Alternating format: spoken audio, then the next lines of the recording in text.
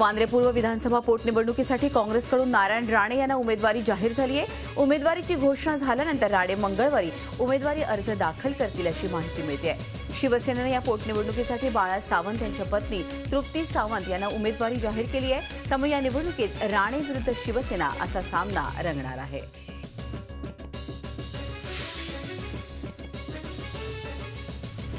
नारायण राणे राष्ट्रवादी काँग्रेसचा पाठिंबा मिळवण्यात यशस्वी झाले आहेत। वांद्रे पूर्व पोटनिवडणुकीत पाठिंबा मिळवण्यासाठी नारायण राणेंनी रविवारी राष्ट्रवादी काँग्रेसचे अध्यक्ष शरद पवार यांची भेट घेतली। या भेटीनंतर राष्ट्रवादीनं वांद्रे पूर्वमधून उमेदवार न देण्याचा निर्णय घेतला।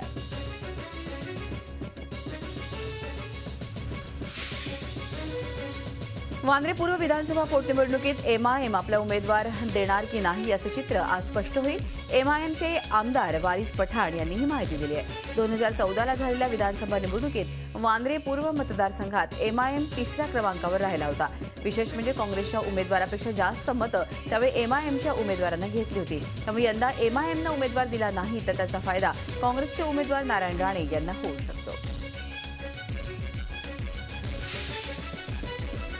तासगाव कवठे महांकाळ पोटनिवडणुकीत माजी मंत्री अजित घोरपडे निवडणूक लढवणार नाहीत। भाजपनं उमेदवार उभा करणार नाही असं जाहीर केलं होतं। मात्र निवडणूक लढवण्याबाबत कार्यकर्ते आक्रमक आहेत। घोरपडे निवडणूक लढवणार नसले तरी अपक्ष उमेदवार उभे केले जाईल आणि निवडणूक बिनविरोध होऊ दिली जाणार नाही अशी माहिती कवठे महांकाळचे सरपंच सुनील माळी यांनी दिली आहे।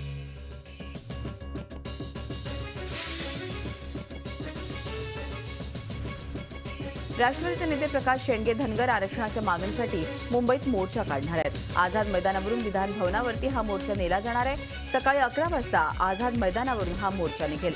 धनगर समाजाला अनुसूचित जमातीच्या सवलतींची त्वरित अंमलबजावणी करावी या मागणीसाठी हा मोर्चा काढण्यात येणार आहे।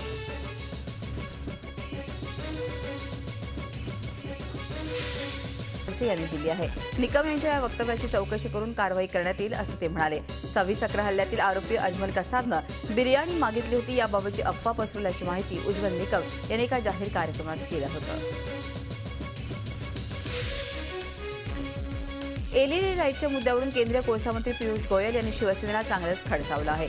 मुंबईमध्ये एलईडी लाईट लावण्यावरून काही लोक आपल्या वैयक्तिक स्वार्थासाठी खोटे आरोप प्रत्यारोप करत आहेत। त्याचा स्वार्थ त्यांना माहिती असावा असं म्हणत शिवसेनेला खिंडीत पकडण्याचा प्रयत्न पियुष गोयल यांनी केला आहे।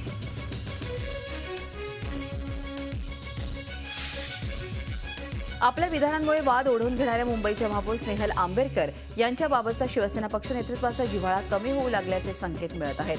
चेंबूरमध्ये तरण तलावाच्या नूतनीकरणाचं भूमिपूजन शिवसेना युवा सेना अध्यक्ष आदित्य ठाकरे यांच्या हस्ते झालं। या कार्यक्रमाला महापौर उपस्थित तर नव्हत्याच। याबाबत आदित्य ठाकरे यांना छेडलं असता तर दुसरीकडे व्यग्र असल्याचं सांगत त्यांनी वेळ मारून नेली।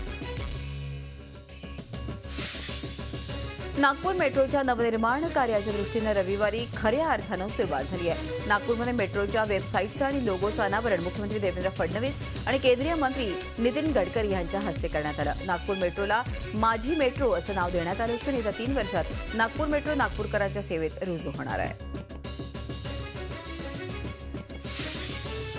वांद्रेवरील सिलिंगच्या टोलमध्ये 15% वाढ होणार आहे। येत्या 31 मार्चला मध्यरात्रीपासून नवे दर लागू करण्यात येतील। त्यामुळे या मार्गावरून ये जा करण्यासाठी वाहन चालकांना 10 रुपये जास्त मोजावे लागतील, तर मासिक पाससाठी 2750 रुपयांऐवजी 3000 रुपये मोजावे लागतील। सिलिंगच्या सिंगल टोलसाठी सध्या 55 रुपये घेतले जातात, मात्र वाहन चालकांना यापुढे 60 रुपये भरावे लागणार आहेत।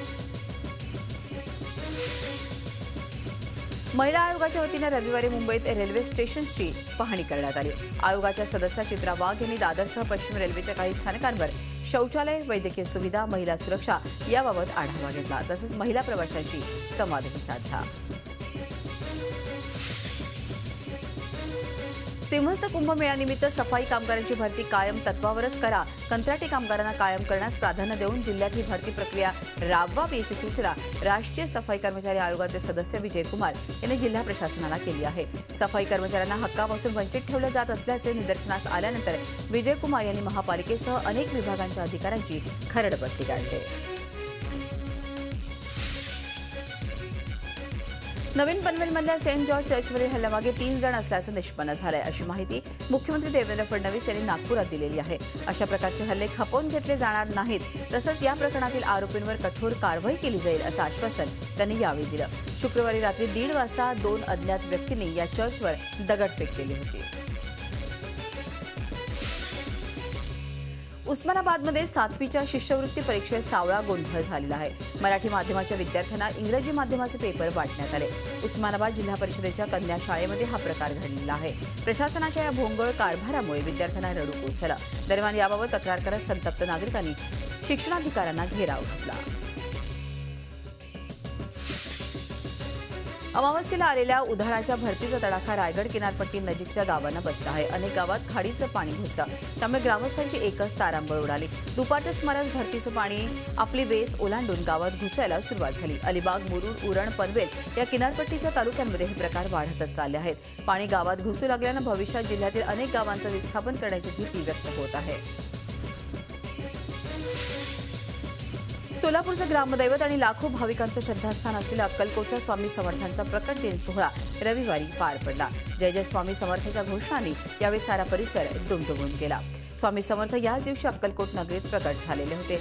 गुलालाचा कार्यक्रम पार पडल्यानंतर स्वामी समर्थांची आरती आणि पूजा करण्यात आली.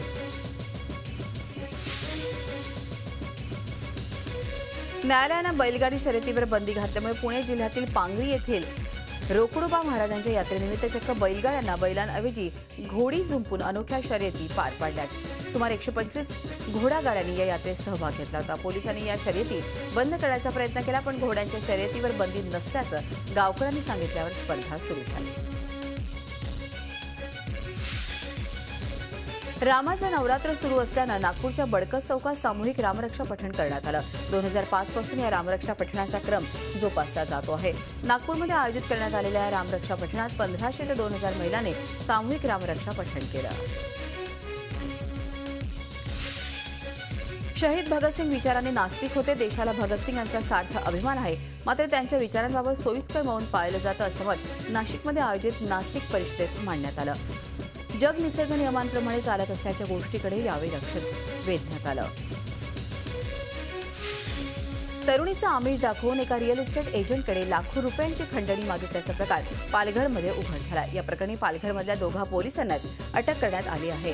हे कारस्थान रिअल इस्टेट एजंटचा मित्र दिलीप पाटील यानंच रचलं होतं. तर एजंटकडे पाठवलेली तरुणी सुद्धा यात सामील होते.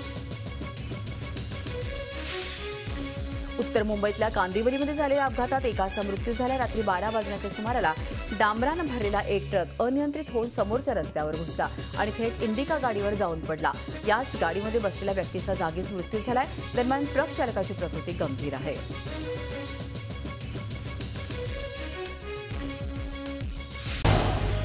झी 24 तास रहा एक पाऊल पुढे.